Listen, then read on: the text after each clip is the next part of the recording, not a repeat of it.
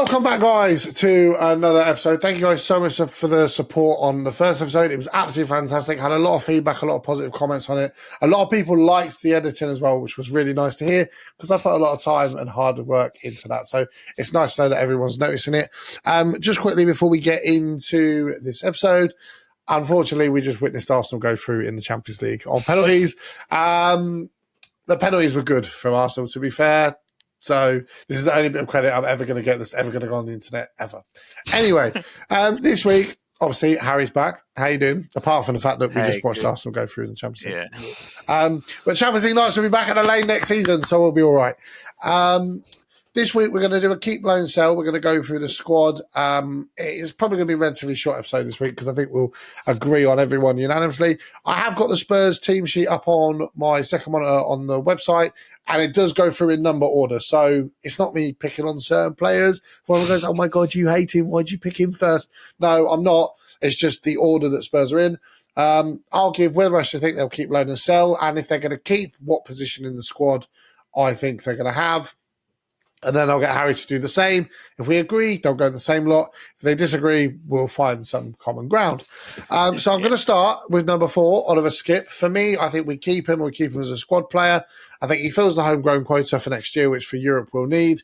And I think the more he continues to grow around the likes of Basuma, around Sarr, and with this and style of play, I think he'll be a good squad player for us. I don't think he'll be good enough for that, for more than that. But I think for now he's good enough to keep and be a squad player.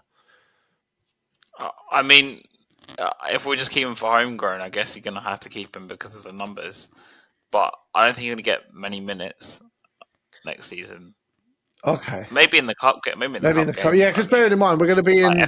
We're going to be in 4. Assuming we're in Europe, just assuming we're in Europe. Barring some massive failure, we'll be in some sort of Europe next year, which gives us 4 competitions, especially if we're in the Europa League. I think he'll pay more in the earlier stages, and I think he'll pay in the earlier stages of the Cups as well. So I think he's good to keep around as a squad player. Emil Højbjerg, for me, sell. I think he has done really well the last few years, and he has adapted his own game to help fit what Spurs need at the time. His passing quality has improved massively. We said that about his first critically. We were quite critical of him when he first joined under Jose.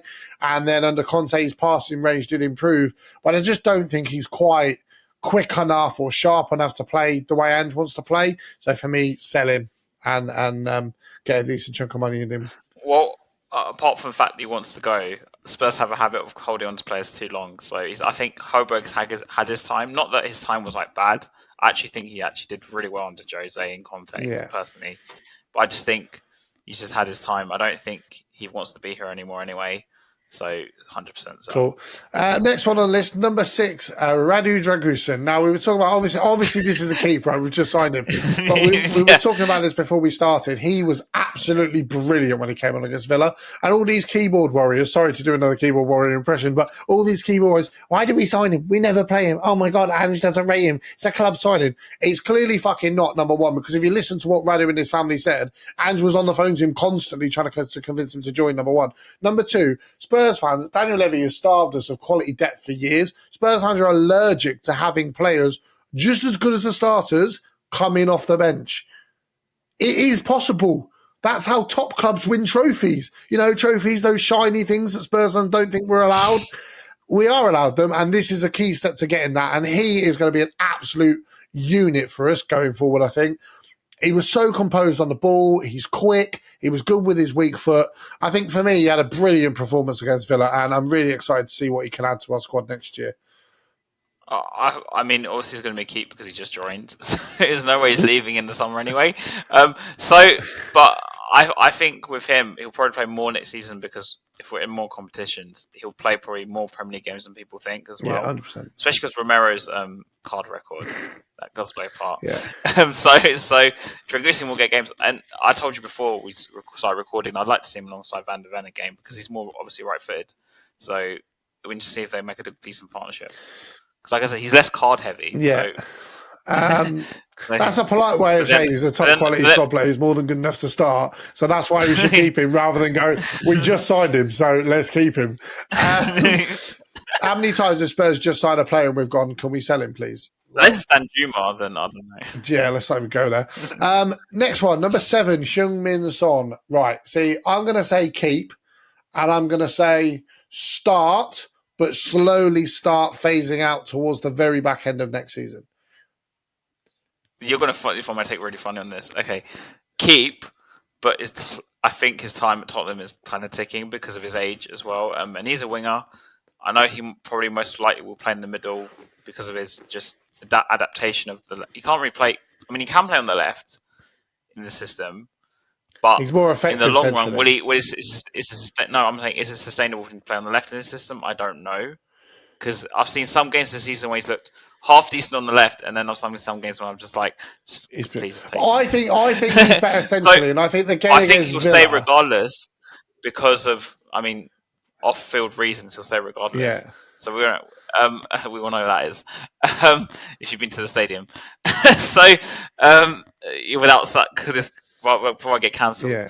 But so he is going to stay. I think we need to be looking though in the long run for another striker a winger. We spoke about this before. We need a winger regardless, but for me, we 100% need another striker. I do agree, and that's why I say start him and phase him out, because I think when he's central, when he receives the ball, he's as clinical as anybody we've ever had. So I don't think that's a problem. Son's like a world-class finisher. I don't think he's a. See, this is where people disagree with me. I don't think he's a world-class player. I think he's a world-class finisher, though. No, I think he is a world-class player. The numbers he's hit consistently over the years, I think he is. Yeah, the thing is, when Son joined, right, the first season, I was one of the few people actually, ironically, if you watch YouTube channels, people think I'm negative about Son. I was one of the few people who actually wanted to keep him because I knew he had like quality. You could see the quality there. Yeah, in his first year, even though a lot of people wanted him out for some reason. Yeah, he had a bid from Wolfsburg, and he chose to turn it down and stay. Yeah, but like, there were a lot of Spurs fans actually didn't want to keep him anyway. But in the second season, we started to see a bit more of him, and I think under Poch he played a different role. So he played as a proper wing under Poch on the left, because Poch needed like a wing option in that system. He had Dele as a second striker, Eriksen as the playmaker, and Son was like the out-and-out winger. Let's say whether he played on the left or the right. Then under Jose, because obviously Eriksen left, he switched roles. Kane took up the creative mantle. Son played slightly more inverted, like more centrally than he did before, and he became like a finisher basically. But we also need to take into consideration his pace, which is going to naturally. But that's why I think he's fine as a striker, because if you're that fox. But this is what I'm trying to say is, if you play him as a striker, you need to. Like, this is what people realize in the first 10 games, Maddison will cook him because Maddison was just playing in balls for him to just slide it in, basically. I don't think Son has capability. He might do it in very small doses now, but the capability to create his own goals, like Kane used to do. But he can be on the end of things. Even like Richarlison's the same. He's on the end of things. But realistically, though, in this AND system, right, this is the thing. The way the striker plays, the striker links up with the midfield and the wingers, drops back and pretty much sits in that 18-yard box and finishes chances. What I'm trying to say is, don't expect the Burnley kind of goal. No. That's what I'm saying. I don't disagree with you on that at all. But I still think he's more than clinical enough as a finisher to be that player. That's what I'm saying. He can. I'll keep it. I'm not saying sell him. I'm not saying keep him. But I'm just saying I think his role is going to have to change. Yeah. So I think he'll become almost like. I think he'll become closer to what Kane was than what he used to be, if that makes sense. And I think he can sustain that again for another 2-3 years. Maybe 2 years maximum as a starter, and then 2 years as a squad player. It depends what they want to do with him in terms of like the club. I think he'll want to retire at the club. I think he'll really want to retire at the club. And if he retires at the club having won something, then get that fucking statue up, Levy, because I'll be knocking on your door till you do. So for me, personally, I think he plays the next 2 years, and next year as a starter guaranteed, the following year as a starter phased out, and then a squad player from... I just want to bring up a point about Gareth Bale. I know this might seem completely off topic to people listening to this, but when Bale came back, everyone expected him to be like sort of like he was before. Now, Bale, bear in mind, he had more injuries than Son over his course of his career. That's Bale still had more than enough quality centrally. They both rely on pace. They had to change the style and which they play. Yeah. So Son's going to have to just adapt as his pace. But I don't think he'll have a problem with that. And I think the system plays in such a way that will make it easier for that adaptation than how Spurs have played previously. Yeah, and what I'm trying to say is, like, for me, world-class strikers, like Harry Kane, who can create their own goals, right? I'm not saying Son is a world class finisher, let's say, quote unquote, but I don't think he's a world class player. I don't think we have any world class players in this squad, to be honest. I'm not even going to comment on that, otherwise I'll be able to like 2 o'clock in the morning. They're good players. I'm not saying our players are bad because everyone just wants to jump to the extreme. We have very good players. Like we have a great set of good players. But to bridge that gap from us to the top three, which is quite big right now if you look at the league table as well, Yeah. you're going to need to go out and buy like 3 or 4 top players, like really top players to bridge that gap. Yeah. So I think we're saying Son stay, but within the next 2 years, phase him out to being a squad player. Because he's 31 now. He's 31 now, right? Is he 31 or 32? Let me check. Because they had that age thing, remember? Oh, fucking hell. Son de-aged. His legs didn't, but he did. No, remember like this, they changed the whole like system or something? Yeah. So he's 31. In July, he'll be 32. So if he plays to 34 as a starter, or 30, next year definitely as a starter, and then within the next 2 years, phase out to be a squad player, and then retire at sort of between 35 and 38.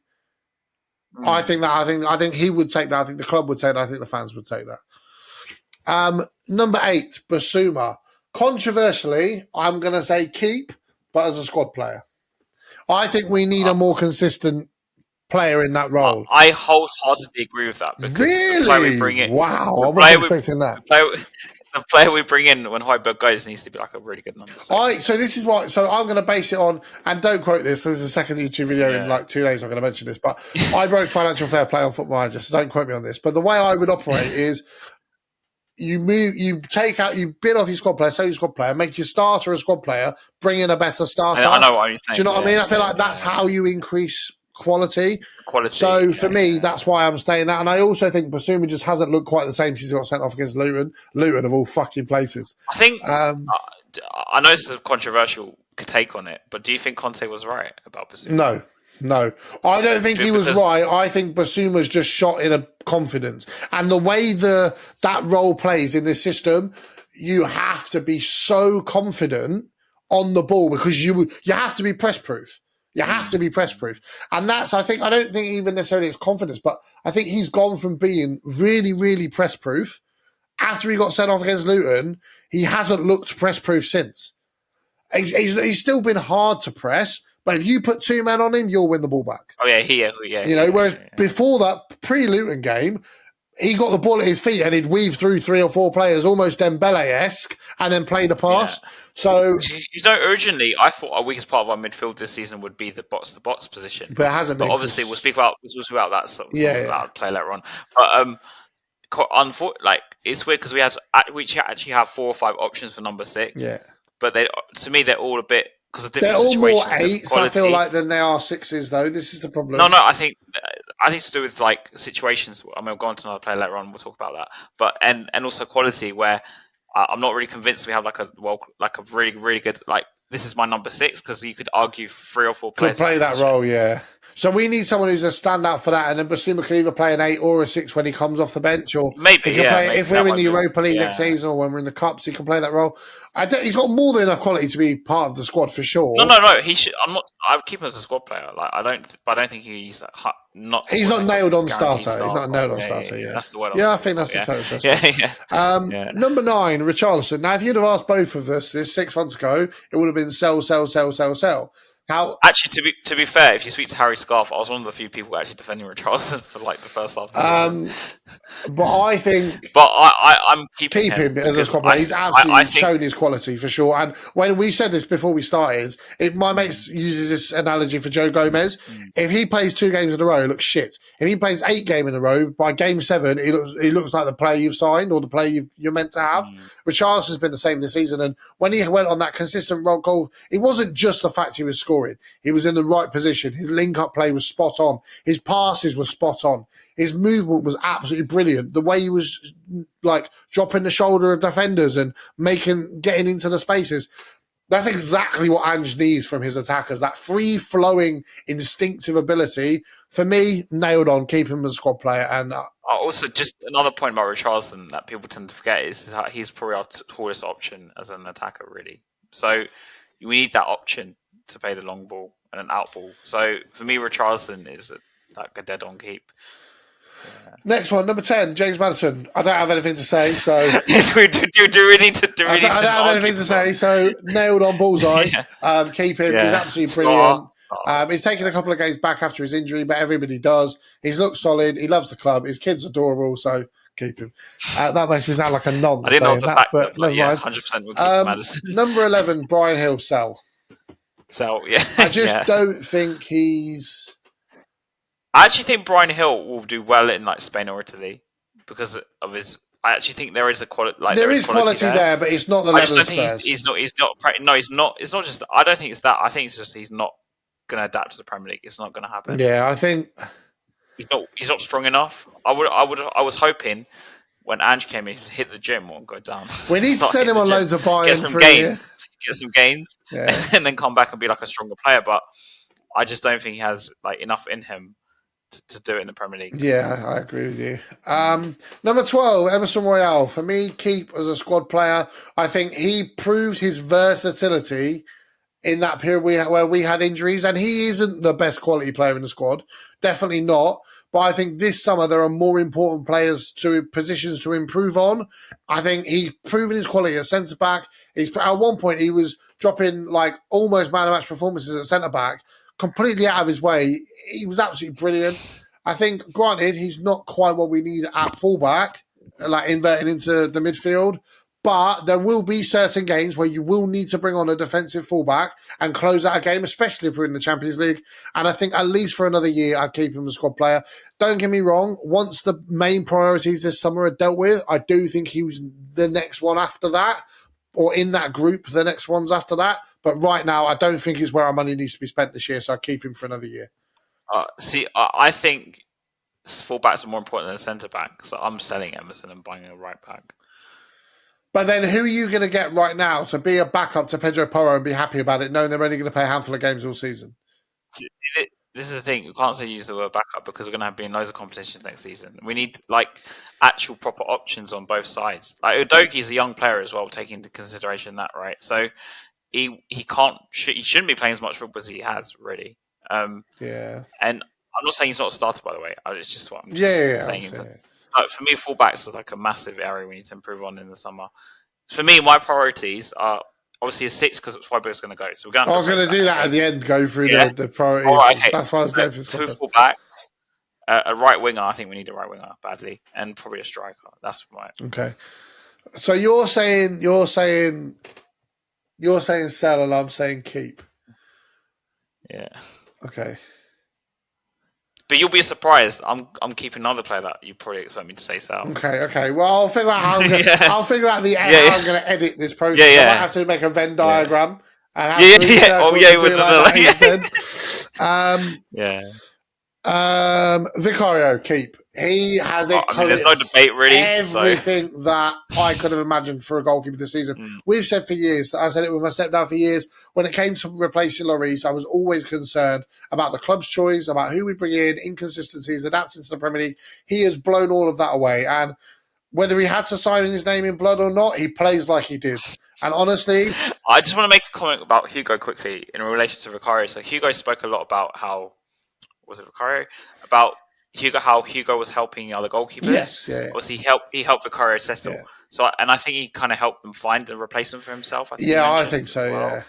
So I do, because Vicario in some ways does remind me a bit of Hugo when he was younger, a little bit. I'm not saying he's definitely. I definitely think he's further along now than what Hugo was at the same age. Yeah, but it's not like his style. It kind of reminds me a bit of Hugo. Yeah.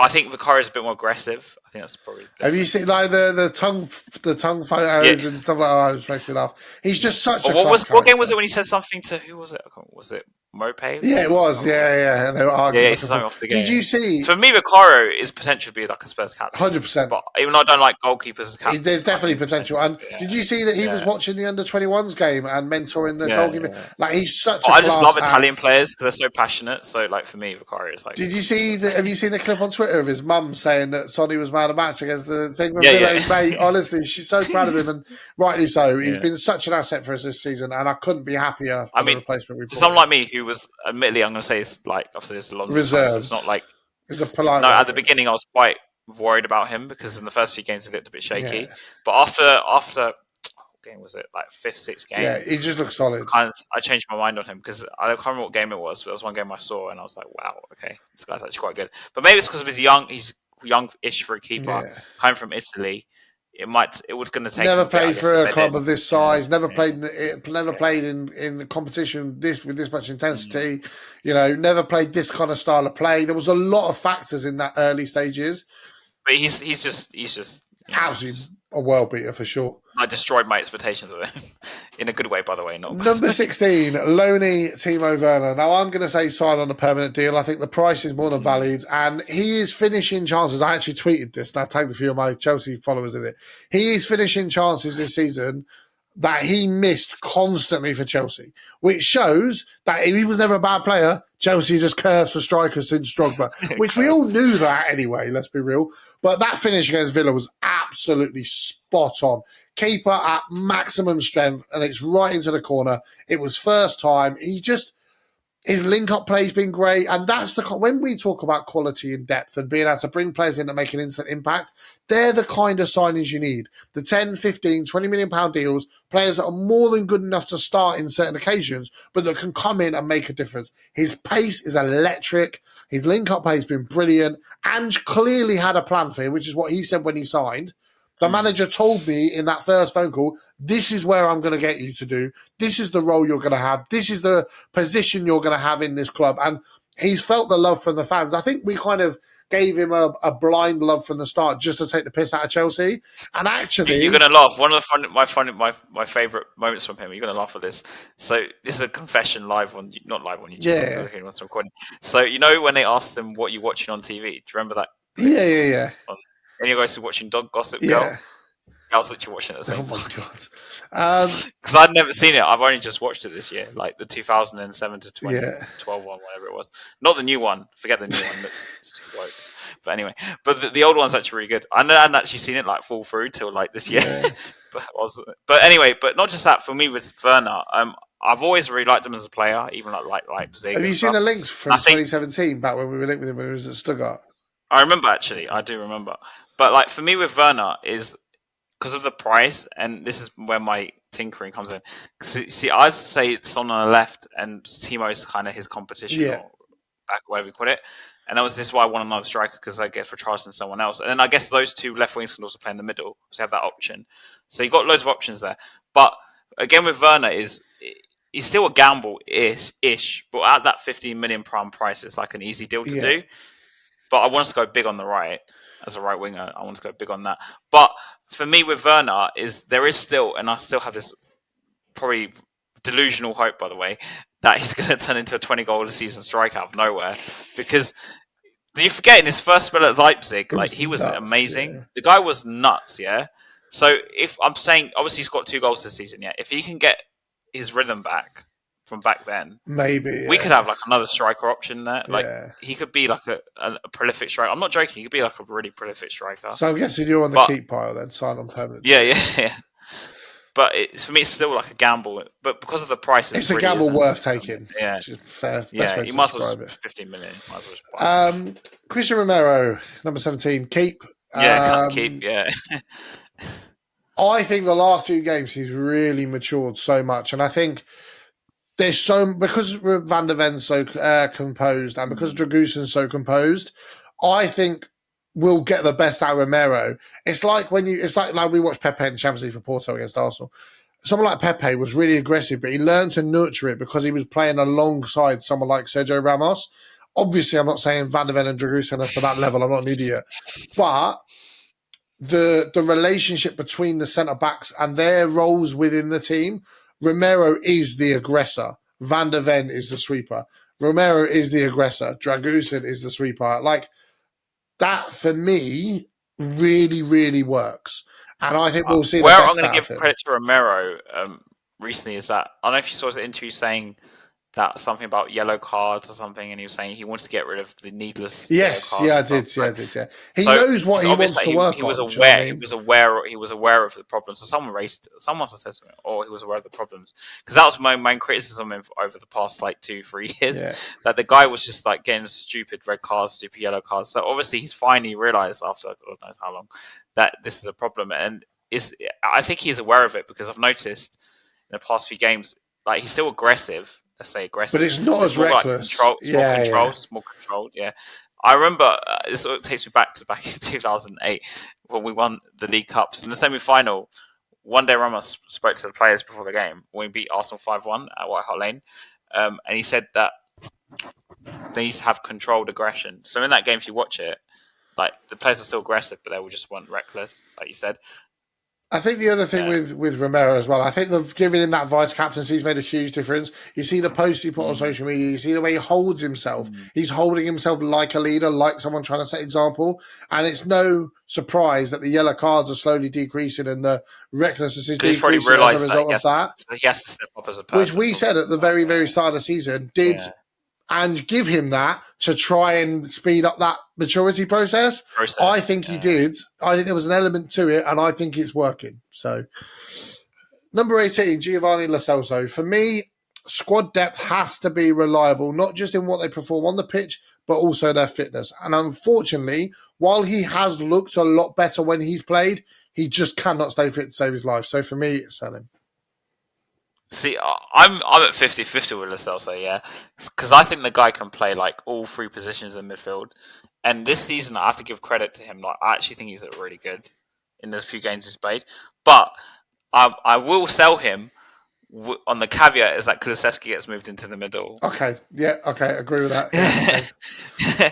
Otherwise, to me, like we're losing a number 10 option. Because without Maddison... Yeah, we need... That's the thing. I think the way our midfield can work, if with Basuma becoming rotation, if we're bringing in a new 6, then Maddison could be the main one. Then if Maddison's injured, then we can move Kulusevski, or if Maddison comes off... He always play Kulusevski on the wing as well anyway, so it's not like... exactly. It's not like we have to have two people that are guaranteed to start. But to Lo Celso's credit, I think he does give... It does a complete different option in midfield. He has been a lot better in this system. He's been at his entire time at Spurs, and I think he wants to be here. It's just the fitness. If he can solve the fitness, I'd say keep him. I think that's the only thing for me. Also, need to think about the number of midfielders we have. So it's like yeah. And homegrown. I mean that we don't know now. But then if we're not, the only way the homegrown argument is relevant is if you're selling it so bringing in an English player. Yeah. So like Gallagher, that was the. I still stand by a point. I don't like Gallagher. Number 19, Ryan Sessegnon. Unfortunately, I think his Spurs career is done. He's ridiculed. He's riddled with injuries. I don't think he's a bad player. I think the Spurs should let him go in the summer on a free, but allow him to stay and use the facilities to help his rehabilitation until he finds a permanent club. But unfortunately, it just hasn't worked. And we were both really excited when we signed him. God knows how many years ago now. But it just hasn't worked. I think it was actually 5 years ago. I think it might have been even earlier than that. No, he signed in 2019. Oh, okay. The summer 2019 with Ndombele. And of course. So on this list. He must be on this list at some point. Yeah, for me, I think I'd let him go. I think you have to sell him at this point. It's just number 20, Fraser Forster. I think he's a great option off the bench, but his injury looks like it could be one that... Is it really bad? I thought it is. I think it is. I'm pretty sure he's out to the end of the season. But do you think we could bring in a backup goalkeeper? That's the only... Yeah, I think we could. I mean, City paid peanuts for Ortega, and he was brilliant off the backup. I think if we do let Forster go, the backup will be someone we've never heard of before. I know it sounds really out of the blue, I'd rather kind of promote someone from the youth. But then I don't think there's a viable option in the youth, because I looked at that before making that comment. Like Austin and... I'll give my opinion on them when we get to them, but nah. I haven't seen them enough. It's just that I just don't... I think the goalkeeper is the one position where you can sort of save money. And I'm not the kind of person to want to save money. Okay, I'll change my point. If we can keep hold of him for one more year, I'd keep hold of him for one more year so we can prioritise other positions. If not, then... But do you think... Are there goalkeepers out there that are like either in the tail end of their careers that were very good in the past... There will be some young upcoming that are willing to bide the time for next. There will be some. There will be some for sure. But hopefully, it won't cost a lot of money. And this has come from someone who wants Levy to spend. I just don't think the goalkeeping position is like we splurge massive money. Yeah. Okay. Do you know what? I'll change it. I'll say keep for a year, and then let him go on a free when his contract expires next year. Unless obviously this injury is like Yeah. Almost career ending, yeah. Okay. Yeah. Number 21, our ginger from Sweden, Kulusevski. Keep him for me. I think he's showed his class against Villa, whether he plays centrally, whether he plays on the wing. The role he does, he makes it his own, and he's been brilliant. He's been brilliant. There's nothing else to say, really. Don't get me wrong, I still stand by. I do agree with your point that we do need competition in that position, but that doesn't mean to say that he's not good enough, because Spurs fans seem to think that competition means the starter's not good enough. That doesn't mean he's not good enough. He's more than capable, more than enough quality, but competition is healthy. Number 22, Brennan Johnson. Now, if you'd have said me this ages ago, when he first signed, the first couple of games, I would have said keep him as a squad player until it's acceptable time for us to sell him. However, he's been brilliant. He's really adapted his game. The last few games, the way he's taken I on his agree with you to man, keep it's him, been but nuts. for me, he's a squad player. He's a squad player because like I said, I want to go and buy a proper a big right. But then for me right personally, so I would have. So this is where I differ to what you were saying before. So I would have Vernon and Brendan Johnson rotating on the left. I'd have Son and Richarlison rotating in the middle. Kulusevski starting on the right with a rotation competitive option on the right. I think that for a front three is brilliant for next year. See, for me, I'm moving Kudus into the middle. I'm putting Johnson and whatever right wing on the right, Son and Vernon on the left, and then Richarlison with some other striker in the middle. That's what I would do. Okay. But like I said, the only midfield we need to buy is just an upgrade or whatever on Højbjerg, whatever it is, like a proper 6. But I don't know how much that will cost. I don't know what players to look at because we've been linked obviously with Gallagher. And okay, question for you. I don't think Gallagher's already a 6 though, so this is a bit interesting. I don't think obviously, so. Calvin Phillips went to West Ham, so that was off the table. And he's not done well there anyway. But so I don't know what they're looking at. They not done well is an understatement. Excuse me. Do you think Brennan Johnson can play him? If he keeps playing the way he's playing, do you think he can play himself into a starting left wing rotation with Timo Werner? Because I think he can, for me, personally. With Johnson, this is where people think I just hate him or something. But I've been quite disappointed because on paper, you look at his attributes. He's got pace. He has apparently some sort of goal scoring ability, which we've sort of seen, sort of not. He reminds me a lot of Delhi in terms of like his style, which leads to believe that maybe if we played a 4-4-1-1, he'd play as a second striker like he kind of did with Forest.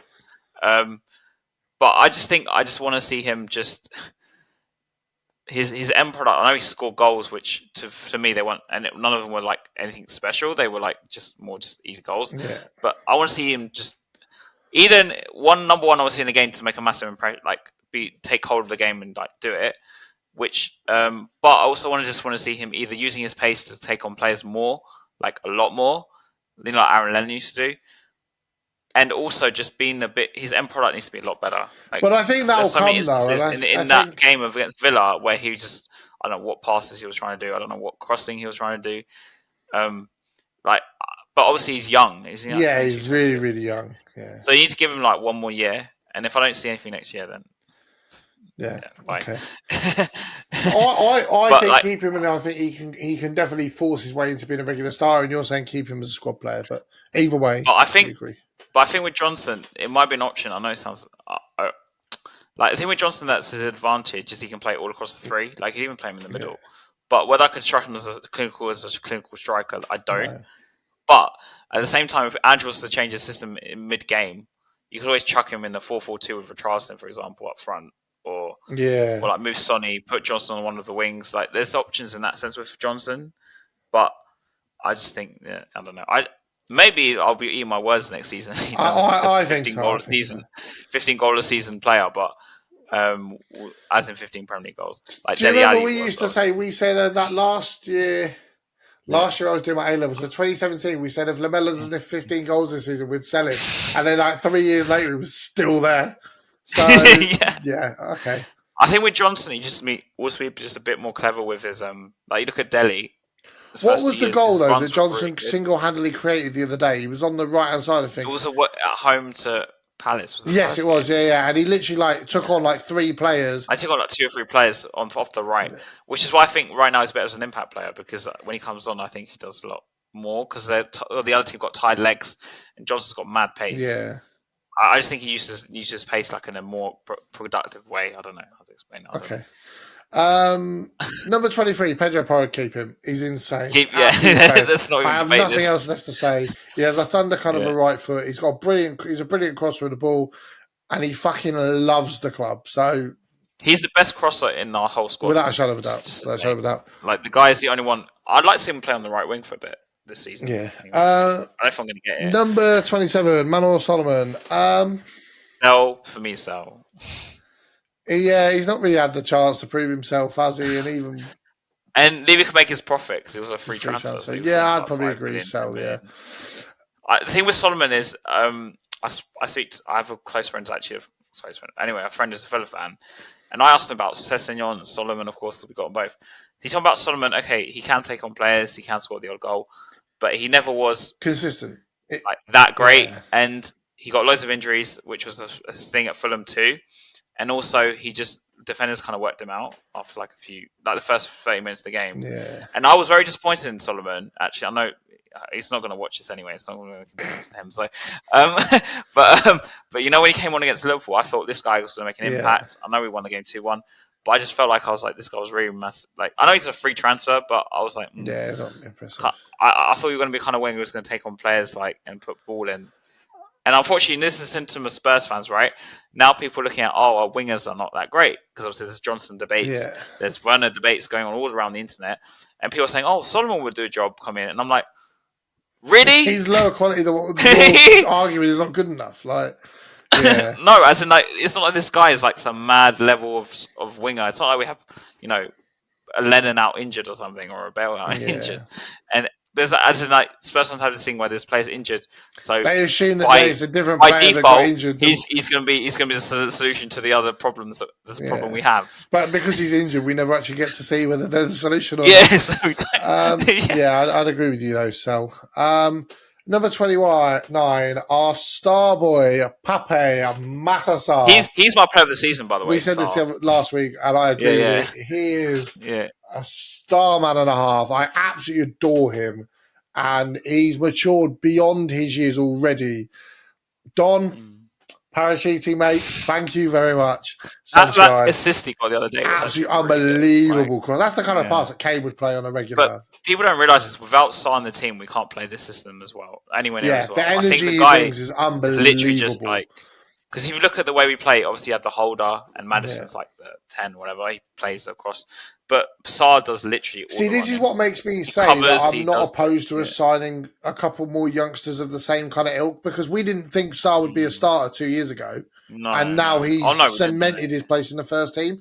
So if Ange has a winger or something who's 18, 19, brings him in and settles and whatever, there's nothing to say that it's... Lucas Bergvall, is that guy they brought in? Is it Lucas Bergvall? Yeah, the Swedish guy. I forgot we got him coming in, actually, so I definitely think that there's potential for me kind of came out of nowhere-ish, because I know Conte played him a couple of games, but I didn't see him at this level. I just think this has been... over the summer, something must have happened. Ange Poster can't glue. No, but I think maybe his loans actually helped. I don't think so. I just think Ange saw what he had, gave him a chance to prove it, and he's grabbed it by the scruff of the neck. And fair play to him. Number 30, Rodrigo Bentancur. I mean, we kind of have to keep him, yeah. Yeah, there's no debate. He is the reason. See, what was about earlier in the episode, people watch this, so I'm calling back to something I said, about situations. With Bentancur, you kind of have to keep him because, again, he can play multiple positions. Yeah. But obviously, will he ever go back to the old Bentancur because of that ACL? I think he will do, but I think it's just going to take time. Regardless, worst case scenario, he can be a good squad player. Worst case scenario, yeah. But, yeah. Number 33, Ben Davies. Now, right. Yeah, I'm keeping him. See, I love that you jumped in there because you know exactly what I'm going to say. So, Harry's known me for a very long time, as I've said before, and I wanted Ben Davies out from the minute he played the first 2 minutes of his first game. I've had the biggest anti-Ben Davies agenda on the entire internet. However, he has been absolutely brilliant under Ange as that left-footed centre-back. And for me, I'm more than happy for our 2 centre-back pairings to be Romero and Van der Ven, Dragusin and Ben Davies. Those 4, that is the best depth we've had at centre-back for a very, very long time. And I'm more than happy for that. So for me, keep I mean, him. I was say as a left-footed centre half, that's cool. I don't still want to be No, playing left back. not a That's chance the at only, left back. But as a left footed centre half, for me, spot on. yeah. Which is why in January one of my priorities was left back because I thought I just even though I've said to sell Emerson, ironically, I did. I wanted two fullbacks, but I thought Emerson is slightly better playing as a fullback in the system, just slightly. Yeah. So I thought we can get away with it for like 6 months. But I think Ben Davies don't like him playing No. left back in the system. I I don't still think have it works. PTSD. Do you remember when we played But Liverpool at Anfield a few years ago? yeah, And he got absolutely burned a new yeah. arsehole It's by destroyed. Sadio Mane. It was Destroyed. unbelievable. He Yeah. got blitzed.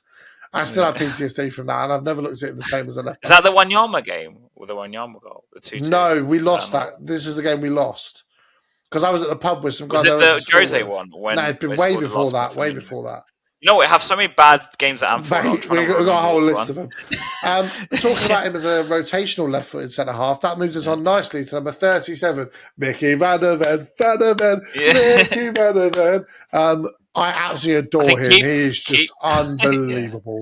For me... you know what I've noticed about him recently is so on corners and just other things, I'm just screaming at other players. Like, could this guy be a captain? Definitely. I think so. I think he's got... But I think he's mature beyond his years, but I think he also knows his place. I think he knows that time will come for him, but he wants to work towards it and feel like he's earned it, not just been given it. But also, I think he is Ange's man because Ange wanted him at Celtic. So for me, that's 100% Ange signing. Yeah. I know there's some signings which, to me, as the people can sit there and debate what they like, but for me, Van der Ven is 100% his choice. People like Johnson, I don't think. And I always said at the time as well that I think when it was him and Tapsoba, I always said Van der Ven because left-footed centre halves give you so much more of an option playing out from the back. Was Tapsoba? He's right. He can play very strong with both, but naturally he's right-footed. But also Van der Ven, I was for him more than Tapsoba because I knew he wanted him at Celtic. So for me, it's someone he must have been looking at for a long time. Yeah. And they paid a lot. To be fair, they paid for a centre half. They paid quite a decent amount. Yeah, and you see with his recovery pace is unbelievable. This is honestly the guy. As soon as I saw him play the first two games, this guy's unbelievable. And we were talking about the last episode how the guy's going to be better than Jan in the future. Yeah, and I still stand by that point. I think he will be. He will. I think he will. 100%. Number 38, Destiny Udoji. For me, king. Absolutely, he is. Yeah. When Ange came in, everyone was talking about inverted wing backs, and everyone said that he wouldn't be able to do it. He has played like he's played in midfield his entire life. He's been absolutely brilliant. He was a winger though at Udinese, a wing back and a winger as well. So he does have that experience. But where I'm going to give credit to Udogie, and this is massive credit by the way, is that he was a young player coming into this team, kind of like with Sarr. But I think Sarr was a bit different because he had a bit more first team minutes at Spurs, so and he was running around the squad already. Udogie's pretty much been thrown in because was out on loan for another option, and yet he's everything. Because he's a young player, right? And he probably expects to come back to Spurs playing as a wing back, right? Because he's been playing there in Italy for years, and Conte obviously left. But he's literally taken his position as if it's... And not just that, the guy's just so confident. When I watch him play, I'm just like, is this guy really 20 years old? Unbelievable. I was so happy when he scored his first goal. It was that tap-in from the Son pass. But even though it was a tap-in, I was so happy for him. And he's clear he wants to be at the club for years and years to come. And honestly... I think he's one player that we need to make sure we keep hold of him because he's going to be one of the best. There are very few players in this squad that I would be happy letting go, which is a miracle compared to where we've been before. The next one, so we'll go on to the players that are out on loan in a second. Brandon Austin, for me, sell him. I just think he's had more than enough opportunity. Well, no, not that he's had more than enough opportunities, but there's been enough times where we could have played him if he was good enough, and we haven't. So for me, sell him. I don't know about him because I haven't seen him play, so I'm just going to go on your judgment. Okay. So I think they'll keep him anyway because he's homegrown. Yeah. And then for me, Alfie Whiteman, I'm going to sell him as well. Again, sell, the same thing. Like, they got him to sign a new contract last season. He's injured again. For fuck's sake. I mean, I'm looking at his photo on my second monitor now, and he looks like he's like 50. So, sell him. I think sell Alfie Whiteman. Players that are out on loan then, Reguilon, sell him. Absolutely sell him. Okay, let me finish what I'm going to say. We need to go out and sign a left back and a right back, like I said in the summer. So if we're going to do that, cool, sell Reguilon. But I disagree with his loaning because we didn't really have, like we said about Davies, he's not really good as a left back. I would have kept him for the rest of the season instead of loaned him out again. But I think Ange saw something in him personality-wise that didn't want him. He was sitting there watching a Man United game after his loans finished with Man United going, come on, you Reds. Like, no, get in the bin, get in the bin, sell. To be fair to him, Ange kind of shunned him out, but anyway. And there's a reason why Ange shunned him out. Sell. I don't know. I actually liked him under Jose. I thought Reguilon was really good for a couple of years for us. Yeah, a couple of years is a very, very big stretch. Very. No, but also then he was like just shunned out the squad. So I don't know. I don't know. For me, I'm selling him anyway. Yeah. Obviously, we know that he's going to go at the end of the season, but technically he's still on low. So Ivan Perisic. I'll get there in a second. But Perisic. Perisic is gone anyway. But you know what? He's one of the players that I'm really gutted he got injured because he could have given us another 100%. Him off that left or him off the right would have been great. Unfortunately, he's the best. Him and Porro, right? I would have loved to see him on the wings. Would have been nuts. I think it would have cooked. It would have cooked. It is a shame to see him go without getting to play under a manager like this, but I'm glad that we had. And apparently, he was really enjoying his football under Ange. That's what I heard as well. Like he really enjoyed it. But I need to say something about Perisic. Like the guy for his career has been like absolutely incredible. He's played with the same teams like Robben and Ribery and Bayern, Inter Milan. He's played with like some amazing players, but we got him too late, really. If you think about it. 100%. Number 15, Eric. I'm not even going to comment on it. Next. Sell. Next. Number 24, Jed Spence. Now, this is a really interesting one because I was on the absolute adamant sell until I saw an interview he did the other week. I know I saw talking about Spurs and saying that Spurs fans haven't had the best of him yet. And he loves the atmosphere around Ange. He loves the atmosphere around the squad. And he feels that he can add something to that. He is a very attacking fullback. Played very, very, very high for Forest. I think there is the potential, if his mentality is right, to be a squad player next season. I would say bring him in. I think he's gone, personally. I think Ange has already washed his hands with him because you saw that comment about what was he on loan at? What team was he on loan at? Hold on. Who was the manager that made a comment about him? Leeds, Daniel Farke. Yeah, he wasn't very happy with him and about his attitude. So for me, and I know I've seen him playing for a handful of games, and I've heard his loans haven't been that great either. I just think he's a player that they signed. I say they signed. Levy signed this player in the view of like, oh, he's young, he's English, he was highly rated at some club, but I just don't think. I think his time at Spurs has been doomed since like day one. Okay, I'm going to change my point. I'm going to say loan him to a Premier League club where he starts every week, then see what he's made of. That's what I'm going to say. I mean, I don't know if Ange will be before that, but we'll see. Number 25, Japhet Tanganga for me, sell. And right, first of all, right, I must be the only Spurs fan that seems to be uncomfortable with the fact that people are celebrating him scoring for Millwall. You have met Millwall fans, right? No. They started taking down White Hart Lane. You know what? You know, we were the people, not us personally, but the staff at Spurs were the people who messed up his career, in my opinion, because. In Tanganga's defense, I don't know if I'm saying defense, he played so many positions, right? The guy literally didn't get a run as like a centre back or just a right back, and I actually think on paper he could probably fit in the system because he can play. He's got mad pace, but I don't think he's good enough. I think he's. You know what? The only reason I'd say was another reason I'm pushing. Maybe if you keep it is the homegrown thing. I don't know whether we might need the homegrown player. It's not a good enough reason for me. Sorry, it's not. For me, sell him. I still have this little hope that Tanganga's going to come and turn to a player. You'll never let that go, will you? You'll be 35 playing retirement football in the Portuguese 5th Division and you still you know what? I was there at his first game and I was like, this guy's like baller. I was like, this guy's got mad pace. You've had some shocking opinions over the years, mate, honestly. I've had some stinkers as well, but you've had some stinkers and that is one of them. Number 28, Tanguy Ndombele, give him to a charity shop. Seriously, cancer research. There's McDonald's down my road. Not even that. Do charity a favour. Cancer research, British Heart Foundation. He won't go to. He won't do charity. No, take it unless it involves. No, give him to the charity shop, and then they can sell him and use the profit for the charity donations. Because we ain't going to get a penny for him. I think she's got Man versus Food. He should try going on Man versus Tanguy versus. He should try going on Man versus Treadmill. Adam Richmond versus Tanguy on Ndombele. Can they eat the chicken? Yeah, for me, sell him. I'm not even going to comment anything else. Just sell him. Yeah. Actually, anyone else? We got three more. So.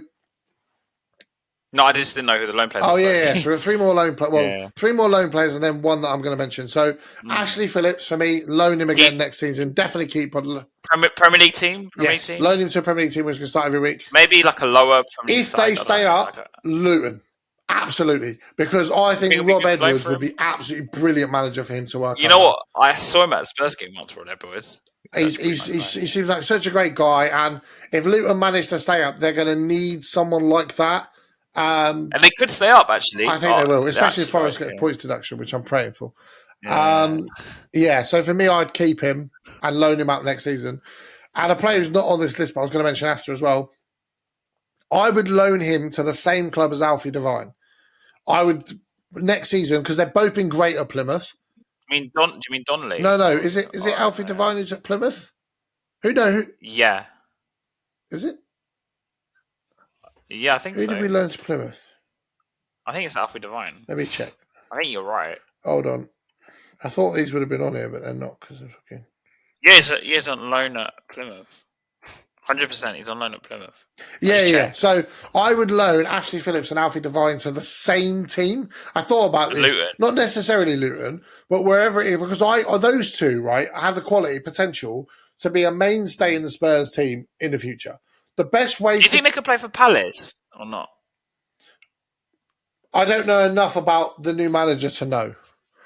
Because Glasner won the Europa League. Yeah. I do know. So he must know what he's doing. He must know what he's doing. I think loan them to the same team because they're going to build a relationship together at Spurs going forward. The best way to build that, we've seen it at Plymouth already. Since Ashley Phillips went there, Devine got called back from Port Vale and sent on loan there. The two of them have been brilliant together. Loan them to the same team. Do you remember we did that with Carl Norton and Carl Walker? But that's stupid because they both played the same positions and they're never going to play at the same time. I think one played left back, one played right back. But Norton was more naturally right-footed. Spurs just shooing horned him in. Even though I don't think Norton was ever that. No, he wasn't. No. So, but I think we can find a club where we can loan both of those players to, where they can both grow a bit. I mean, who's on the verge of coming up? Leicester. Leeds. If Ipswich come up, I'd send them on loan to Ipswich. It might be a good cuff for them. But I think the two of them together, learning and growing and developing that relationship between the two of them. They're only 19, 20. Exactly. So I think this is the best time to do it. Get it right, Tottenham. Get it right. Ashley Phillips has potential to be a top centre-half. Alfie Devine has potential to be a great midfielder. Apparently he's been playing really well. That's what I'm Yeah, that's what all I'm hearing as well. So for me, they both have the potential to be absolutely brilliant. Do not fuck it up. Joe Rodon, it looks like he's going to go on a permanent deal, take the money and run. It looks like Leeds are going to be paying about 30 million for him if they come up. 3-0. If they come up, 3-0. Yeah, that's what I was reading. You joking? No, that's what I was reading. How much should we sign him for? Was it 20 million or something? 18, I think. 18, 7. So actually make a profit on Joe Rodon. Yeah. That's mad. I think there's a lower fee. It's funny because there's a guy at my work who actually is a Leeds fan. I should speak to him about this 30 million. From what I read, which don't quote me on this. From what I read, if they stay down, it's looking at about 17 to 20 million. If they come up, it's looking at being more. How does that work? Is it because of the windfall? I think Spurs are just being tight asses and saying, well, you got promotion with our player, so give us more money. All right. I was wondering why I was like, okay. Because there's not an actual pre-agreed price in his deal. Oh, it's not a clause. No, so that's what Spurs are going to budget it on. And then the last one is Valise. Now, for me, I would loan him to a Premier League club. 100%. I think he's definitely got enough quality. Where would he start though? You know what? I know it sounds weird. I kind of would like to see him playing a team that plays two strikers. Yeah, for the relationship. Yeah, for like the beginning, and then in the second loan, you loan him somewhere where he can be like the main player. See how he does. I'm just trying to think. I think something maybe like Palace or something. You bloody love sending our players on loan to Palace, don't you? Fuck yeah, no. No, because I think Palace might be like a good option to send our players now because it's still in London. They're sort of like mid-table-ish, and there's not really like a set. They don't have a very good striker, by the way. So, I'll tell you who I'd send him to, and it's along the similar lines actually. If Brentford sell Ivan Toney, I'd try and loan him there. Who do you think? I think they already earmarked a player to replace him, by the way. Yeah, some Brazilian from the Belgium league or something. But it's off topic. The Greece striker, which bear in mind Greece is playing next Thursday in the playoff for Euros, Pavlidis has been linked with West Ham and Chelsea and Brentford. I think Brentford was the other team. Right. Yeah. By the way, this guy in the last game I watched, he gave away a penalty, and they flipping. So I was like, we were literally cussing him out. Me and my friends watching it, just cussing him out. This guy's rubbish. But apparently he's like one of the top scorers in Holland. So was Vincent Janssen. So let's not go there. Yeah, I know that's a lot. The only other one West who's Ham not on backing this him, list, so. who I think is worth mentioning, is like you mentioned before, is Jamie Donnelly. I think it's a loan. I think loaning to a championship club, but it has to be contingent on game time. If they're not going to play him, no, I don't think championship. I think he should go to a Premier League club. I think championship, and the reason why I'm saying championship is if you look at some of the top players in the Premier League now, a lot of them physicality wise get that from the championship. Don't give him too tough of a challenge too soon. I think championship first, integrating back, Premier League, integrating back, squad player, starter. Because he's still young. He's still ridiculously young. Yeah. Two bonus ones we haven't mentioned. Dane Scarlett. It's got to be a loan, but... Premier League loan, but who's going to take him? Nah, it's going to have to be... I think we might have to sell him, What? Nah, for me, a mid-table championship club. Again, and also let him build that physicality. Who's the other player? Troy Parrott. That's the one I'm thinking of. I think it's time's to come, I think he's going to go. Yeah, I'd sell him. I think we need to sell him now. Yeah. I think he's too old to be about it. Do you remember when everyone was calling for Jose to play him, and then Jose brought him on? Almost like I was actually at that game. Everyone around was like, "Bring him on, bring him on, bring him on," because I had no striker. Remember? And he comes on, he was rubbish. I was like looking at everyone else. Look, Jose. It's almost like one of the greatest managers of this generation isn't an idiot. It's like he was right about. One of the first comments Jose made about Spurs. It's completely off topic, and you probably weren't even aware of this player. I don't know if you were alive then. I don't know. So Jose came in 2004. Remember? Yeah. So wait, how old were you then? I was 5. Yeah, you probably weren't aware of it. So Spurs had a striker called Helder Postigo. He's Portuguese, by the way. He scored a header against England in that Euros, by the way, that Greece one, ironically. And every Spurs fan was going nuts. Yeah, this guy's gonna be really good for us. Because he the first season in England, he was rubbish, by the way. He only scored like 5 goals or something. Anyway, and Jose came out and said, this was before the season or something, and he goes, yeah, Postiga will not succeed at Spurs. And then we end up selling him in the summer. Yeah. So Jose... My man knows ball. Hey, look. He knows ball, man. There's a reason why, this says the special one, because Jose is... See, look, even where did you get that? I've got it in Milan. It's Jose in his Inter tracksuit, Inter shirt. For me, he masterminded one of the best 10-man performances away at the Nou Camp ever. Look at this. This is a man who means business. 1-0 loss, and 1-0 loss, and 1-0 loss. Yeah. That was one of the best absolutely incredible I've ever seen. The defending in that game was unbelievable, and his Chelsea team still holds a record for the best Premier League defence ever as well. So, and he has, he's the only manager who holds like how many years he was. It's like over 3-4 different clubs or something. It's ridiculous.